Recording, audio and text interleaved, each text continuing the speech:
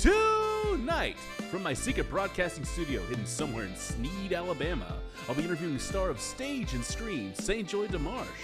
House music led by Amy Young and Lockbox Jukebox.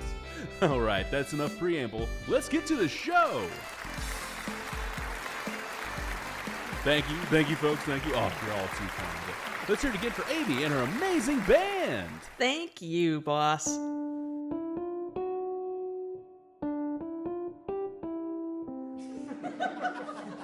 Alright, glad you're all in a good mood because I do have one note at the top of the show here. Star of stage and screen, St. Joy DeMarche, cannot be here tonight. Not to worry, we've had a replacement waiting in the wings. Go ahead and bring him out now. You know him. I love him. Put your hands together for S.J. Ryker. I just got out of the shower. But what a handsome bathrobe. Do I have to be back here? The ritual, whatever powers all this, demands that whomever removes the media from the lockbox has to be present, or this gizmo that plays whatever comes out of those lockboxes simply won't start. Are you for real? Like a Honda Civic that had an engine block fire. I don't think any vehicle would run after that. Doesn't matter, you're in the chair, the machine is on. Here's part 2 of Curse of the Weeping Damsel.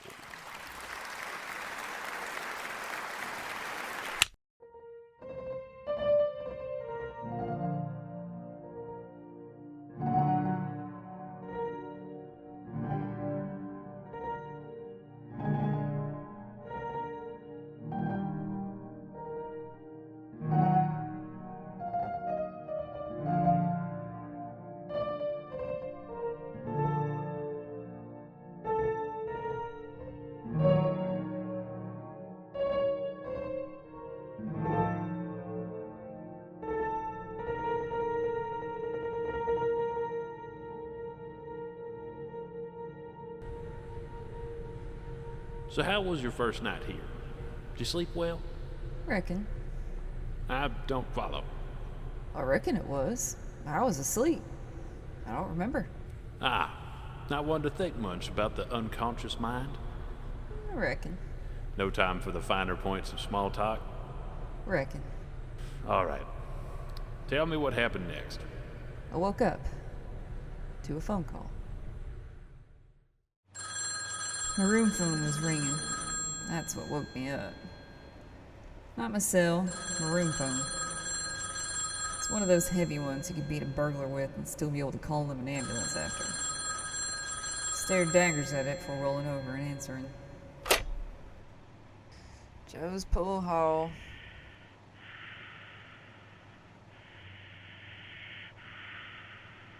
Dude, it's 6:15. It's a little late to be a pervert on the phone, don't you think?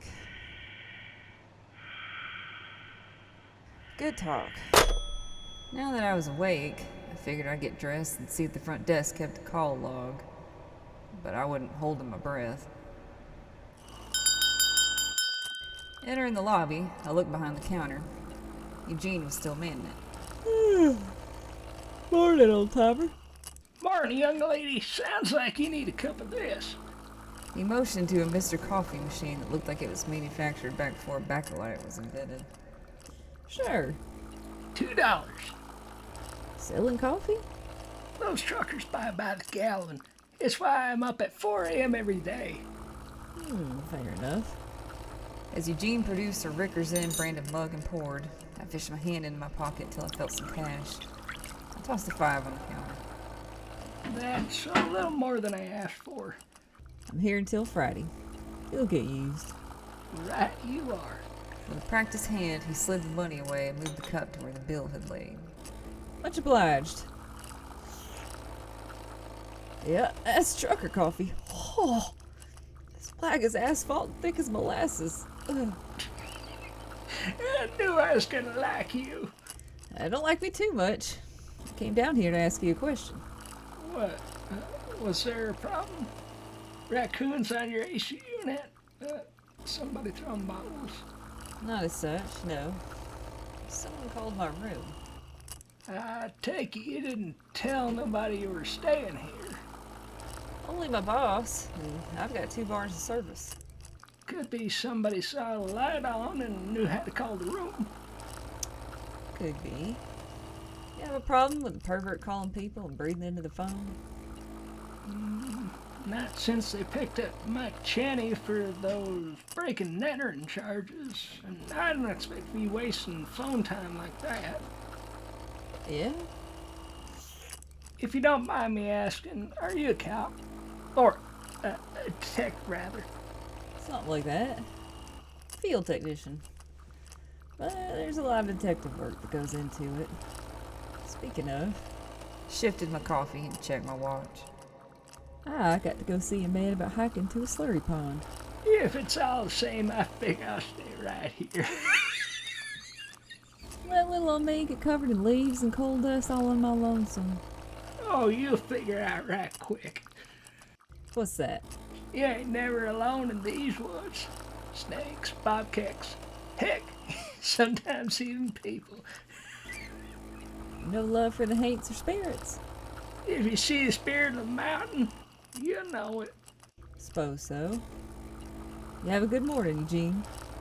You as well, miss. I smirked and waved goodbye. Eugene did the same. With a belly full of coffee and 3 breakfast burritos from the gas station, I made my way back to Everplace. Marcus had agreed to lead me on a hike to some of the old slurry ponds so I could take samples.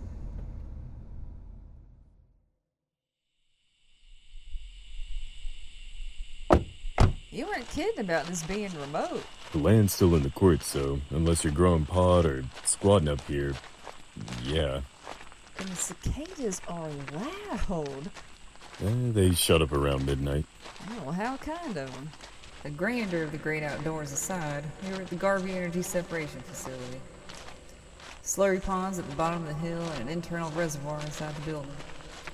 My task was to get samples from inside the building, the soil here, and any sitting water. Think anyone's living in here? Doubt it. This building still gets people mad. Yeah, I gathered that from all the profanities sprayed on the sign. Yeah. I need to get some kids up here and clean that up. There were several 4-letter words spray painted on the off-white sign that once proudly stated Garvey Energy. Well, you ready to head in? Yeah, got my flashlight. The keys? The locks are all broken off the doors. There's no need. Oh, yeah, that'll do it. Come on, I'll show you where the pool is. You think it still counts as urbex if the building is in the middle of the woods? Whatever word you just said, I have no idea what that is. Oh, sorry. Urbex. People post videos of themselves exploring abandoned buildings. They call it urban exploration, or urbex for short. I'll stick to the original name. Breaking and entering. Fair enough.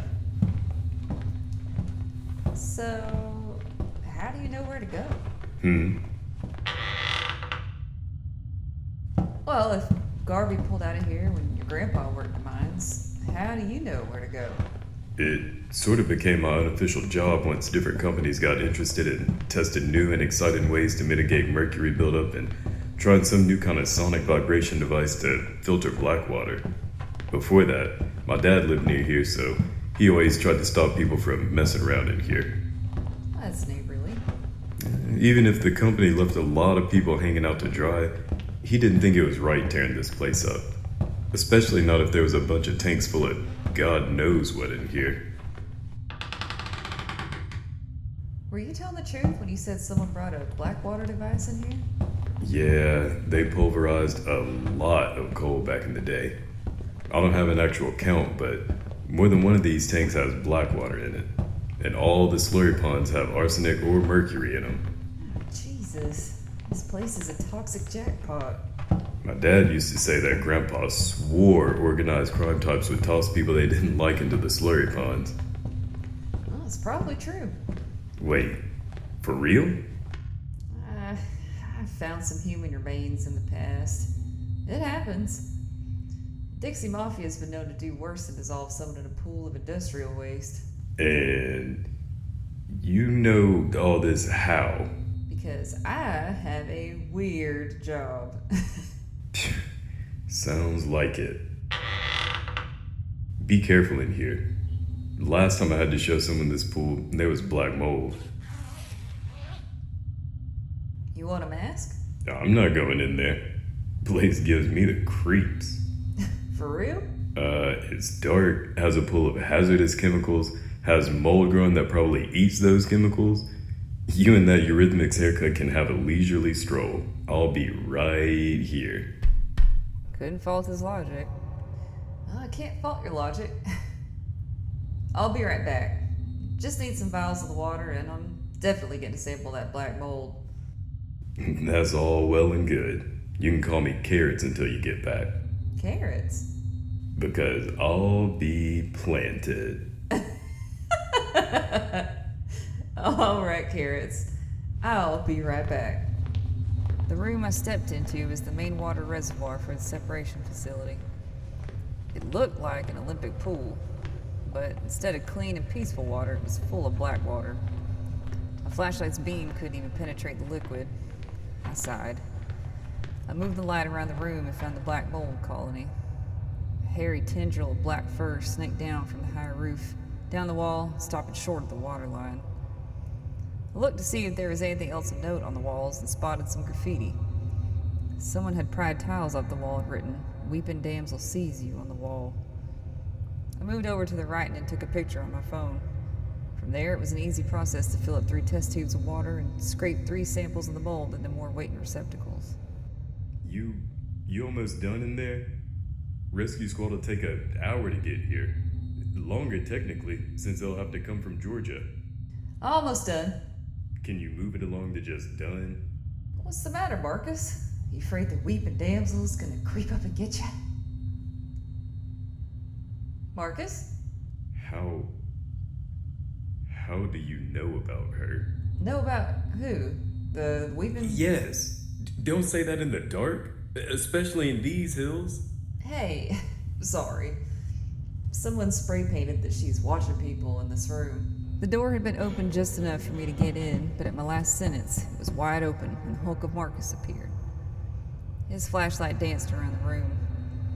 It passed over my crouching form several times before it landed on the graffiti. You okay? I could just see his eyes staring widely as his hand covered his mouth and reflected light of his flashlight. He shook his head slowly. Marcus? You done in here? I am. Do we need to leave? Yes, right now. Okay, I'm following you. Marcus was out the door before I could react. I packed the samples up as quick as I could and slung my bag over my back. Once out of the pool room, I ripped the mask off and ran back the way we came. I almost slammed into Marcus after turning the corner. Whoa! Sorry, man. Let's just get out of here. Oh, yeah. Okay. Marcus didn't turn to face me. He just kept walking forward. I kept pace, but we didn't talk till we were back outside.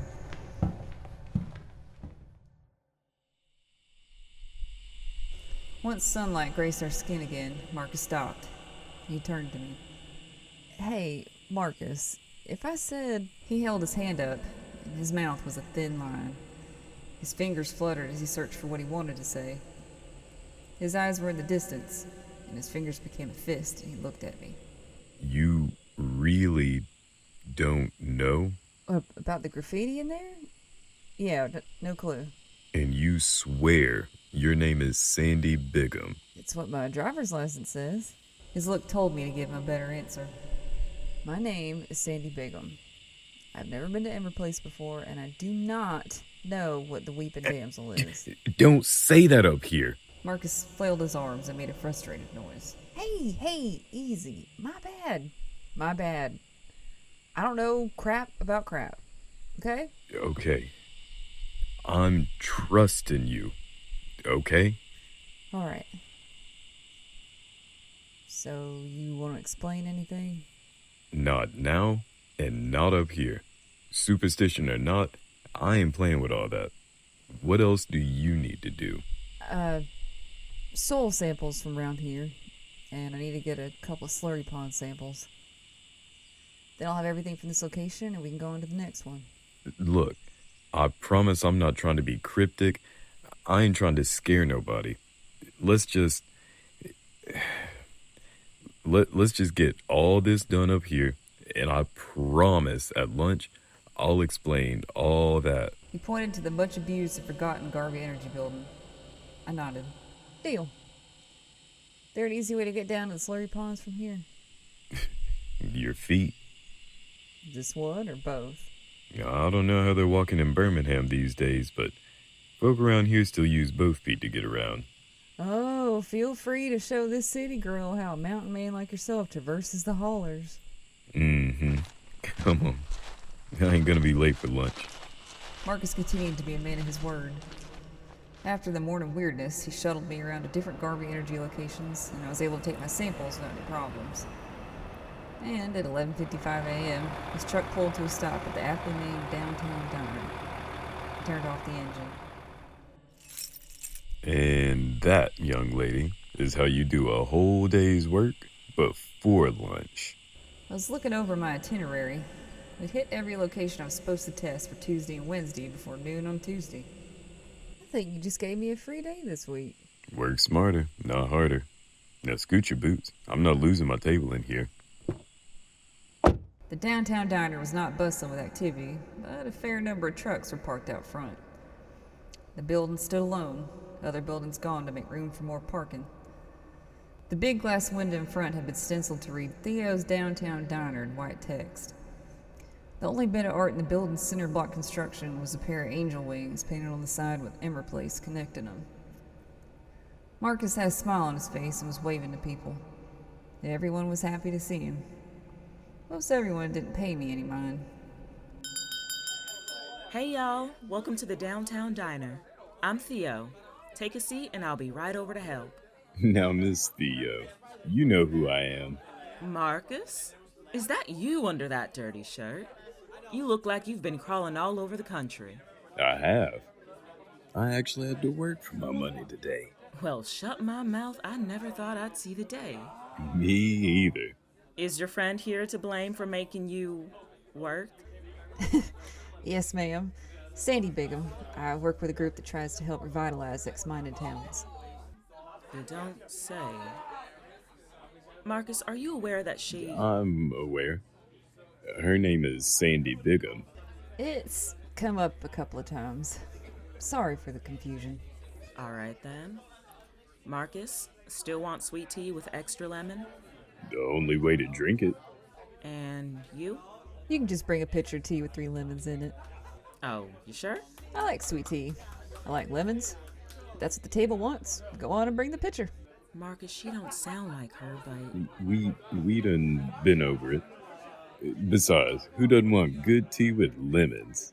Georgia fans. Don't you help him get into trouble. Wouldn't dream of it. Come on, let's go sit down. The restaurant was small. It had about 10 booths encircling a buffet table that didn't have anything in it. On the other side of the building was the counter Theo stood behind. And behind her was the kitchen. Marcus led me to a corner booth. Bits of sports memorabilia hung on the walls, pictures from the mines. The naga hide of the seats was cracked up like alligator scales. We slid into the booth. Under the plexiglass of the table, the downtown diner had been hand-branded. I already know what I want, but here's the menu if you need a second. They got fried chicken and fries here. They do. Well, then I know what I want. So, I wanted to apologize for earlier. Up at the separation facility. That was, Hey, no, listen, man, that was... No. I was a little out of line. You keep telling me you're not who I keep thinking you are. So, you don't know the mess about all that. I'd be obliged to get some explanation about all that. Right. Yeah. A promise is a promise. So the old folks here used to leave out fruit and stuff for this thing called the Weeping Damsel. Where did that name come from? No idea for sure. The story I was told was she was some miner's daughter whose father died and she would roam the hollers looking for food and shelter. Ah, Yeah, and as is the nature of these things, it went from a girl to a ghost to something more. what? People started praying to her? Praying to her, bloodletting. Folks went into a fervor. And then Violet Astor Mulder comes into the world. Okay. Right. John Mulder is the pastor of the church here. His wife, Deborah Ann, died in childbirth. Violet was born and much loved around here. Takes a village and all that. Sure. As she grows up, some of the old folks start saying she looks like the weeping damsel. Did she? It was a story kept in the oral record, so who really knows? Right. How'd Pastor Mulder feel about all that? Folk come to church. Heck, even the non-believers show up. Every Sunday morning and every Wednesday night. I'm waiting for a butt or a third act twist. Well, it's two things. Turns out Violet likes women, and the woman she likes is someone named Sandy Daughtry. Oh. You do not say. And my guess is all the God-fearing folk are afraid of the good pastor's daughter being a lesbian with my look-alike? It was about 50-50. 50% hating them and 50% happy for love. More like 50% wanted you dead, 25% was happy, and another 25% gathered up money to send little orphan Daughtry off to college, never to be heard from again. So which camp won out? The Send Her Away camp.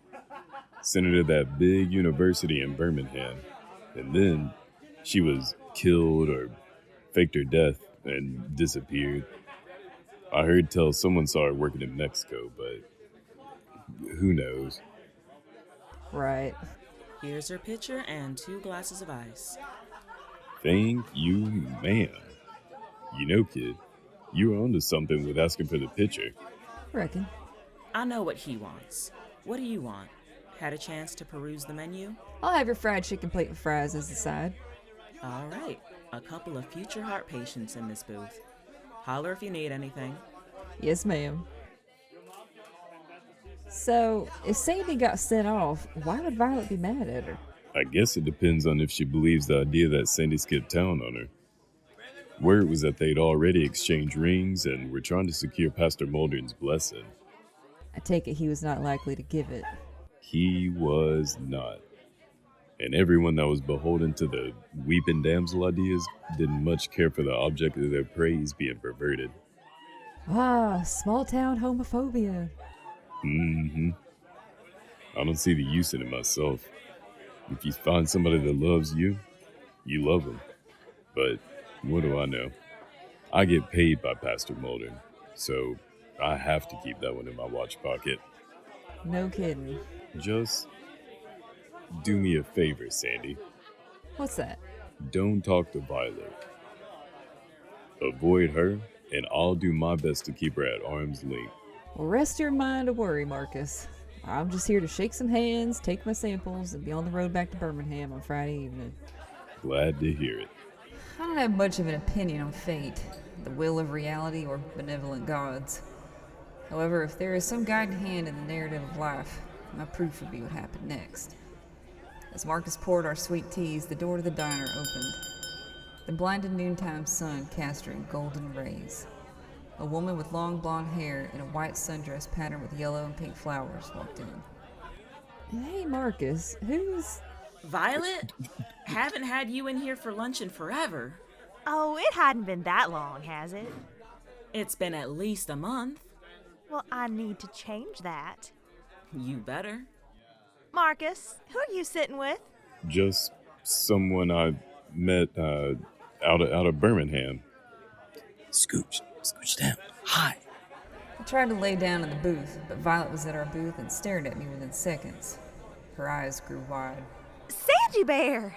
She pulled me out of the booth. She was a head taller than me. Her arms were long. Her smile was wide. Baby, oh my gosh, Sandy, I mean, you're alive and okay, and you're here and alive, and Daddy said you was gone, but I didn't believe him. I did not, and here you are, and Her hands were like vices. My knuckles danced against each other. Violet, that's not... Marcus, you old stick in the mud, I know my fiancé, and this is the happiest day of my life. Ma'am? Ma'am? Sandy Bear, why are you being so formal? Sit down, we have so much to catch up on. She pressed me back into the booth. Her eyes were analyzing me. You dropped your accent and got a punk haircut, but that scar you got from Jeremy Darnell's butterfly knife is still right there. She traced a pink line my left ear mostly covered. Marcus looked like a man being told it was inoperable, and he had a morphine allergy. Marcus, why didn't you tell me my lady beau was back in town? Baby, why are you eyeballing me like a stranger? Violet, see, that's the thing.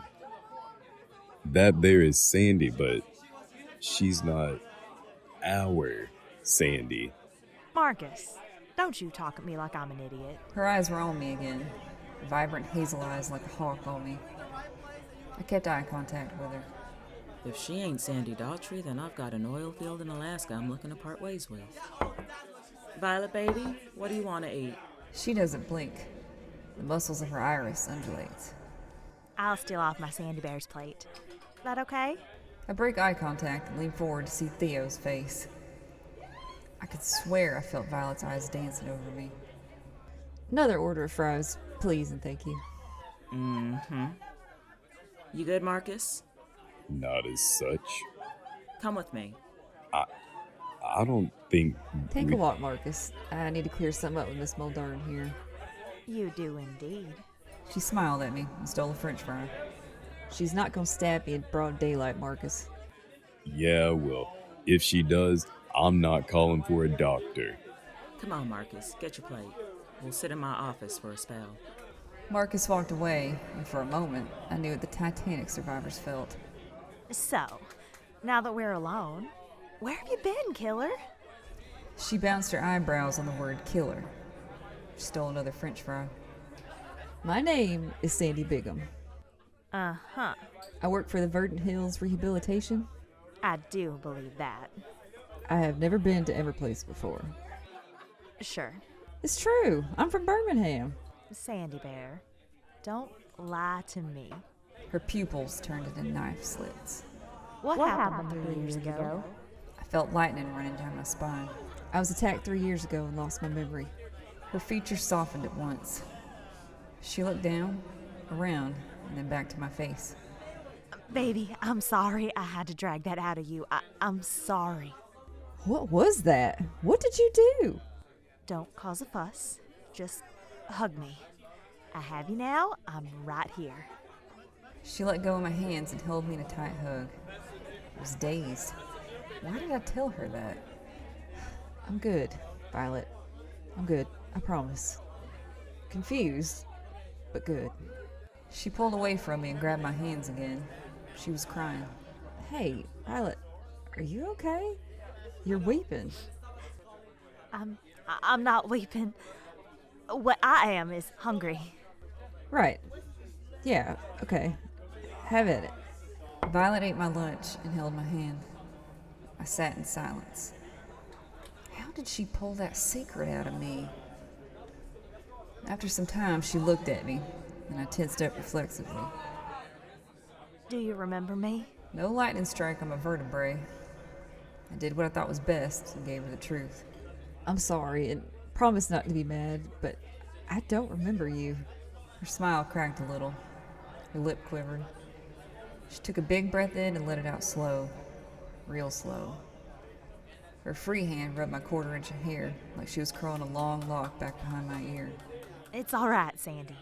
I'm glad you told me the truth. If you want to keep carrying on like this, keep up this ruse you got going, You know, I get it.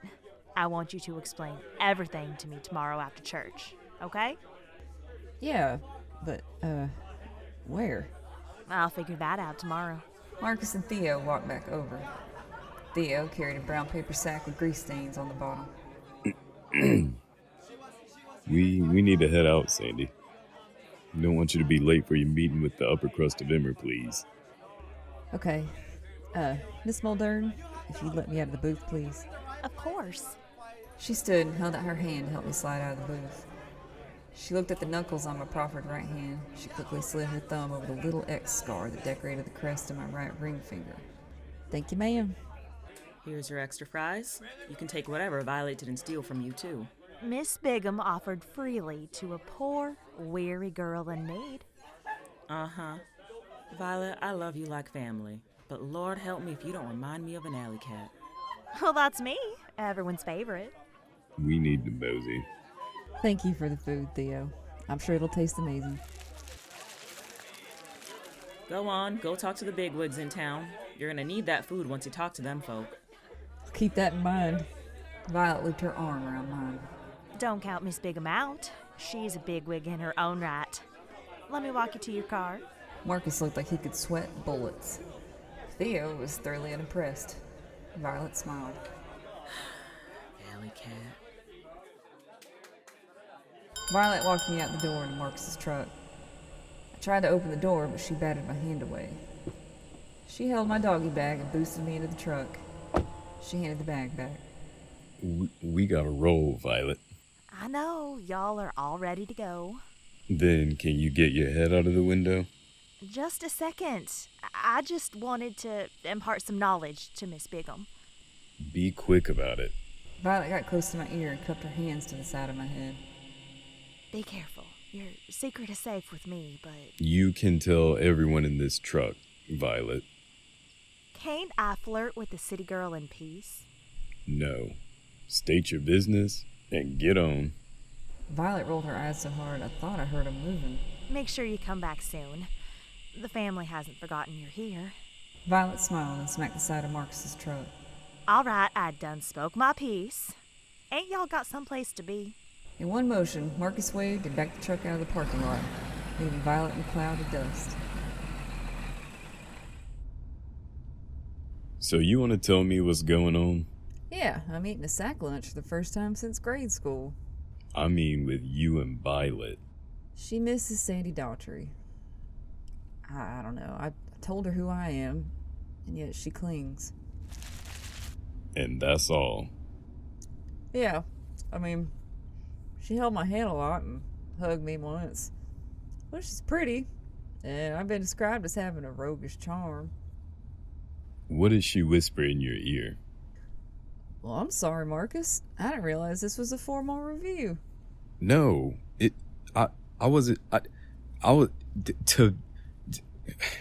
okay, look. Her father is a powerful man. If you're not involved like Sandy Daughtry was, don't get in that position. I got you, man. I'm a big girl. I can take care of myself. Just keep your head on a swivel, especially with who we're going to meet. Bob Thornton, Mary Lou Gentry, and Slater Knowles? Deacon Thornton is Pastor Muldoon's right-hand man. I think he's the one that reached out to Verdon Hills originally. I believe so. Mary Lou Gentry is every day of 87 and gets meaner by the second. Her family founded Emmerplease back before Garvey ever got their hooks in the hills. Folk come and go, but the house of Gentry built stands, huh? Exactly.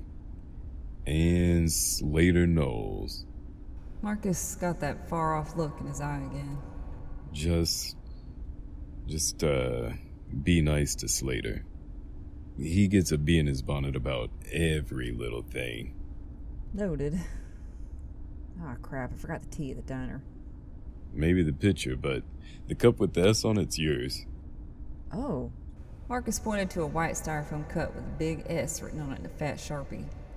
In the driver's cup holder, one with an M sat. Don't say I never did nothing for you. The whisper of a smile decorated his face.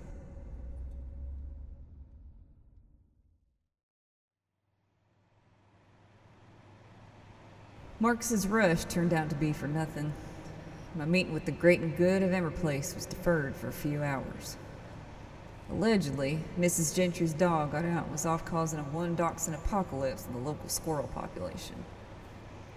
When they finally showed up, Deacon Thornton was helping a clearly rage-filled Mrs. Gentry find a seat. Deacon Thornton had to be 7 feet if he was an inch. His suit was old, much like himself, but maintained. Gentry, to his opposite, stood 5 foot even, if you gave her a stool. Her clothes were nice, just dated. Mr. Knowles had just walked in. No trying to help the beleaguered Thornton or trying to calm Gentry. He looked like a low-rent coke dealer, or someone that claims to complete hits but really just has a thing for bossing people around. Welcome, everyone. Glad we could all make it here. Get to it, Fatso. The air conditioning in here makes Hades feel cold. Yes, ma'am. This here's Miss Sandy Bigham, our friend from Burton Hills Rehabilitation. I stepped out from behind Marcus. Thornton smiled. Knowles' forehead crinkled, and Gentry's face turned to a scowl. Ain't we already run her off? Slater? Slater! We done run her off, ain't we? No, Mary Lou, I don't think I've ever met a Sandy Bigham in my life. He offered his hand. I shook it.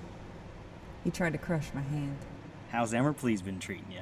He smiled like every used car salesman from here to Montgomery and all points in between. I made his index and pinky knuckles touch. I gave him a genuine smile as he tried to hide his pain. It's getting better by the second. Nice to meet you, ma'am. Robert Thornton. Or Bob, if you prefer. He offered his hand with a warm smile. I shook it. Very nice to meet you, Bob. He dipped his head and stepped to the side. And Mrs. While Bob shook Marcus's hand and Slater favored his own, Mary swatted mine away. How much we getting? Sorry? Lord Jesus, are you dumb and deaf? How much are we getting? Well, that's not up for me to decide. Then why am I talking to you? This was Knowles' moment. He hid his crushed hand behind his back. Look, Sandy, Miss Bigham, whatever. We've been through this rigmarole so many times. Full on Snoresville. Even Marcus would agree with me on that. So, come on, how much? I don't think you know how my company works. We set up a trust for the city, and it gets doled out increments over a 10-year period. We'll take a lump sum. Not gonna happen. You know, when the Wilson brothers tried to pull that one on us, we had them in court for years. Wilson brothers. Is that the same slush account factory that got taken down for human trafficking? I wouldn't know. They paid us a lump sum to renovate the church and hit the road. Uh-huh. So, like I said, it's not up for debate. And even if y'all are jerks to me, the monetary value of the trust is tied to the samples I took today. All I get to do is name the 2 trustees. Knowles and Gentry deflated. Thornton hid a smile with a cough. I pulled a thick envelope out of my back pocket. Deacon Thornton, I think you're the one to hand this to. Me? What's this? Just the rest of the paperwork I'll need to take with me on Friday to make sure that if y'all get the green light, the trust is set up expeditiously. This is not what I wanted. Well, Mrs. Gentry, I'd tell you to contact Lipscomb, Proctor, and Nedfellow Holdens, but y'all already did. And if memory serves, the grand jury injunction on them running drugs through Mobile is still ongoing. Gentry's eyes shot to Knowles. He shrugged and mouthed something. Y'all called me. If you want the money, it's gonna be a trust. If not, I'll take my happy self back to Birmingham. No skin off my nose. Don't let those 2 rub you the wrong way. I'll make sure Marcus gets you this paperwork after church tomorrow night, okay? That sounds fine to me, Bob. He gave me a gentle smile. I gave him one back. I'm not in the habit of angering giants, no matter how gentle. So that's it? That's what you drugged me out of my house for. Say hello and tell me how you gonna drip feed me money like I'm panhandling. Reckon. Yeah. Reckon. Yeah. Look, there's some pamphlets y'all can hand out or burn over on that table. If you have any questions, feel free to call the number on the back. And if y'all get any funny ideas about calling my boss to complain, know he'll have a full report of this conversation on his desk. You're recording us. I ain't consent to that. Criminal eavesdropping law Alabama says only one party has to consent. And I consent. I shrugged and started walking towards the door. Marcus chased after me.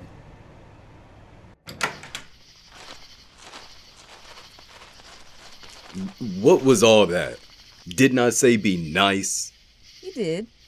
She hit my hand and Slater tried to break it. Look, I get it. You don't live here. You get to leave at the end of the week like you keep saying. But I have to live here. Good. Good? Reckon. I mean, you and Thornton are probably going to be my recommendations for trustees. Why? Well, you're both dependable and actually care about the community. And all that was you. Gotta have proof why my recommendations are good. You're sneaky. Thanks for noticing. Now, give him the car before Slater comes out here and tries something foolish. Hey, say less.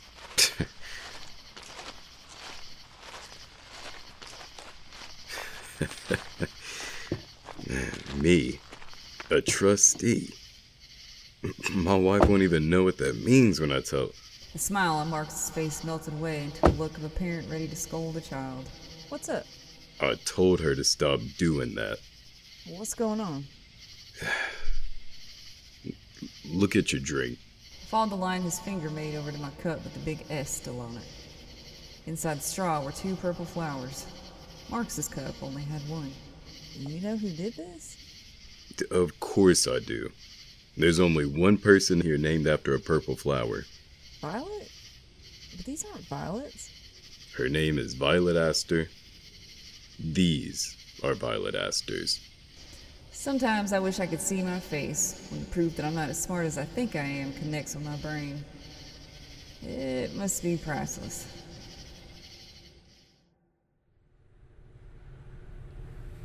So that's where Violet was spending her time over the week. Trailing you and putting flowers in your things. Reckon. So what did you do next? Wish Marcus a good night. Got my car and I went to bed. I needed my sleep. I had to go to church the next day.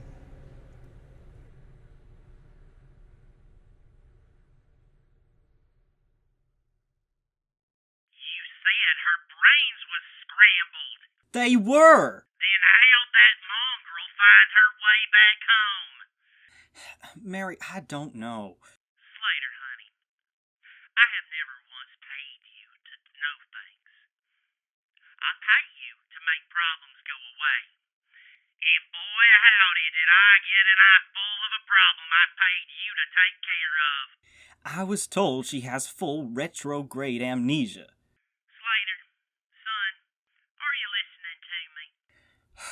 I am, Mary. Yes. What am I missing? The part where I said I don't pay you to know things. I paid for that mongrel to be removed from this grand equation we call life. Solve for X, dummy. She crushed my hand today. Good. Use that. Stove it in the other side of her head this time, and maybe she'll go down for good. It won't be as simple this time.